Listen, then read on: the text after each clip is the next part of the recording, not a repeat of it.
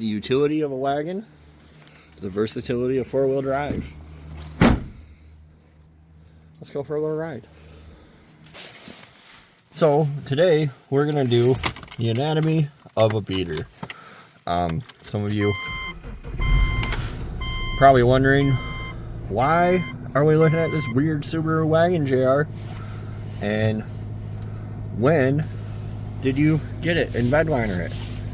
Well, I did not bedliner the wagon, and we'll go for a little ride here up to the shop, and we'll talk about this beater, this fine $750 automobile that I purchased recently. It's got 144,599 miles on it. Had to get it towed on my test drive. I bought it from my sister-in-law. So, and my wife has many sisters. This is one of her youngest ones. She's quite a bit younger than my wife. So the relationship's more like a niece than a sister-in-law. She actually lived with us when she was a teenager. You know, so we're not really like one of my peers, I guess, as some of my other sister-in-laws are, or as my wife's sister-in-law is a peer to her. So anyway, I still have my truck.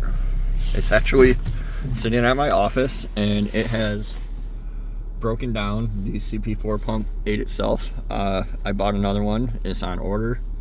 It's on its way. It should be here tomorrow.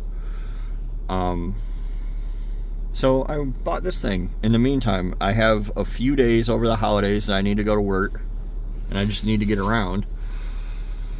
So yeah, that's what I did. Is I went to my sister-in-law. They think the engine is knocking in this, and I mean, by definition it is, but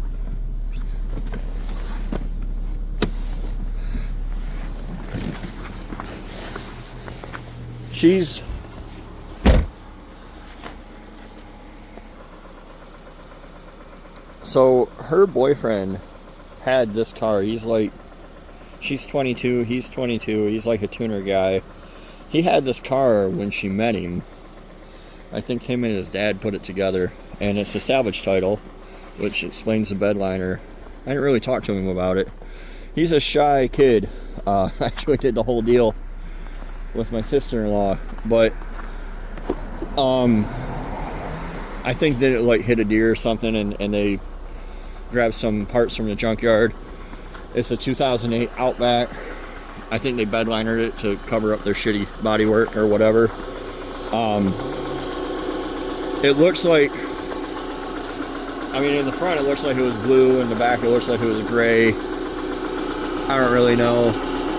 I don't think this is the right hood for it. I'm not a Subaru guy. Anyway, they asked me like 6 months ago to look at it and ask, you know, why is it knocking? And I drove it over here and I checked it out, and I'm like, well, it's not knocking, but your alternator's not charging. So it drove like shit. I left it sit here on the battery charger for a while, and I'm gonna shut this off. Doesn't really need to be running while I get to the point here.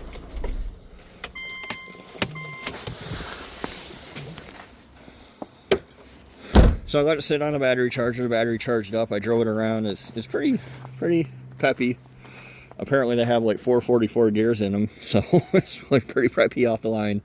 I took it back. I'm like, yeah, you need a new alternator. A few months went by, and I said, what are you doing with your Subaru? Oh, the engine's knocking. We got to replace it. I'm like, hey, that engine's not knocking. Oh, no, it's knocking. So when my truck, the CP4 pump failed on it, what happened was the pump had probably failed, and I had a code for rail pressure, and I pulled a sensor out and it lost prime. I shouldn't have done it. Should have left it alone. but then it couldn't prime itself again. So now I got to replace the CP4 pump, which isn't that hard. It's like 3 17mm bolts. It's literally probably an hour job. I don't know if they're harder on other platforms, but on the EcoDiesel, it's really easy. But anyway, I'm like, man, you know, like, I don't want to rent a car. There's nowhere to rent a car in my town, you know, so I'd have to go all the way to the city, rent a car, come back, and go to work. Like, you know, my wife's been on about we need a backup vehicle for a long time. So I asked Olivia, I said, hey, what are you guys doing with your little car? So we're gonna sell it. It needs a motor. We're gonna sell it when tax time comes. And so, well, you know, what do you think you want for it? And she said, well, we want $1,300. I'm like, okay, well, I'm gonna offer you $800. And I want to make sure that we're clear that you're happy with this, right? Dealing with family and money is always a challenge, right? Like I told her, like, if you're going to feel ripped off later, then just let's not do this. And I don't care. I'll go buy some other beater. And she said, no, it's fine. We'll take $800. And if you could help us with our Tahoe, that would be great. I said, okay. And I said, I asked if it needed a battery still. And she's like, no, we put a new alternator in it. So that was the first ordeal is, I said, okay, well, could you leave the keys for me? I'll come check it out. This door wasn't caved in either. And you see the door handle's like screwed up. I'm pretty sure hothead 22-year-old, the door handle doesn't work. He gets mad and kicks it and thinks it's funny. I'm pretty sure that's what's going on there, but that is a guess on my part. I don't know. It's what I would do when I was 22. So I hopped in it, and they're like, yeah, it probably won't start. And surprisingly, it did. It cranked over, fired up. I brought it over here. I let it sit for 5 or 10 minutes. I took off down the road. It completely freaked out. So I came back here. My wife came and picked me up. I came back to the shop, grabbed my multimeter, and, the battery had like 6 volts. And, like, the alternator was obviously new. So we pulled it back. And I'm like, man, it's dark. It was a lot cold. It's pretty warm out today. It's like 40 degrees, but it was a lot colder then. I'm like, God damn it. I was mad, right? Like, the next day when I checked, all the wires were pulled out of the alternator plug, and he had just like poked them back in, like, So anyway, like, in dealing with a beater like this, right? Like, it is a beater. I don't really know the condition of it. I kind of make it earn its repairs, right? Like, I know it needs a timing belt. I'm not going to put a timing belt in it if I can't drive it to work. So I drove it to work one day. It did fine. It's a little weird on bumps on the highway. Apparently the rear control arm bushings wear out and it kind of self-steers. It's not bad, but, it's definitely not what it should be. This is a 15-year-old Michigan car. It doesn't look rusty, but I'm going to assume it's probably rusty, right? So, like, the head gaskets leak. I can tell. It smells like burning oil. The first day I took it to work, and it's a 45-mile trip for me to work. I don't have anything out here to wipe that off on. So it's 90 miles round trip. It was down about a quart of oil. I dumped a quart of random oil in it, brought it back home. It was good. Now I feel good enough about it that, like, maybe I'll go ahead and change the oil, right? Like, I wasn't going to do, like, you get a new vehicle, you change the oil. Nah, let's see how quick it's burning oil and kind of go from there. So on coolant.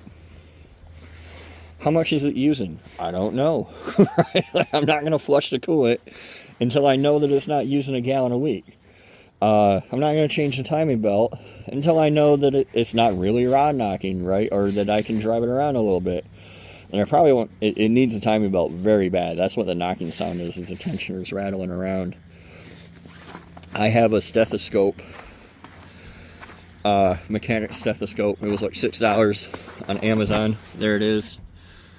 And when you put it on the timing cover, it about blows your eardrums out. But when you move it over to the block, it's just, you can just hear the whir of bearings like working normally.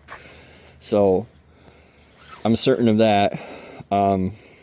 This Optima battery actually belongs in my 4Runner. I'm going to put the correct battery back in this thing, assuming it took a charge. And you'll kind of see it. I'll have it on the channel periodically. It seems like a pretty good little car. I'm not going to do a bunch of crazy shit to it anytime soon. It is my understanding that like a WRX header or turbo style header will fit the block physically, and then you just have to clearance the cross member to get the up pipe through. And you know, maybe that's something for another day, another year. But